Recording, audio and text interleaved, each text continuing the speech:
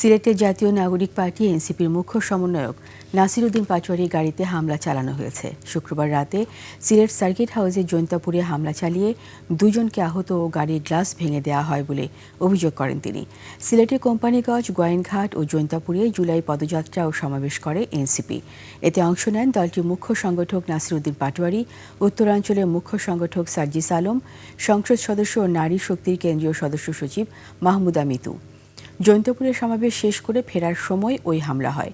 এ সময় Nasir Uddin Patwari Facebook page থেকে দেয়া এক স্ট্যাটাসে অভিযোগ করা হয়, আবারও সিলেটের জৈন্তাপুরে জুলাই পদযাত্রা শেষে ফেরার পথে নাসির উদ্দিন পাটোয়ারি গাড়িবহরে হামলার ঘটনা ঘটেছে।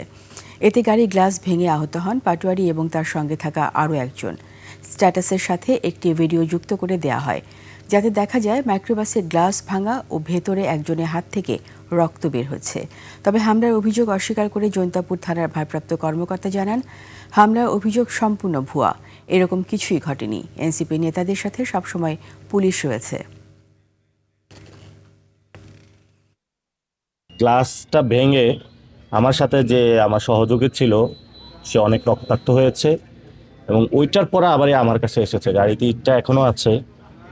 এটা আমি পার্সোনাল জায়গা থেকে তারেক রহমানের উদ্দেশ্যে বলবো, আপনি মস্ত বড় একটা ভুল করেছেন এবং এই ভুলের কাফারা আমি এটা পার্সোনালি নিলাম, আপনাকে দিতে হবে। কিন্তু যখন আজকে ইশরাক রাজপথ উত্তপ্ত করেছে, রাশেদ দীর্ঘদিন ধরে রাজপথ উত্তপ্ত করেছে, তো আমি মনে করি ইশরাক আজকে যখন মশাল মিছিলটা করেছে এরপরে অ্যাটেম্পট টু মার্ডার হয়েছে আমার উপরে, ফলত এই হত্যার জন্য দায়ী ইশরাকও।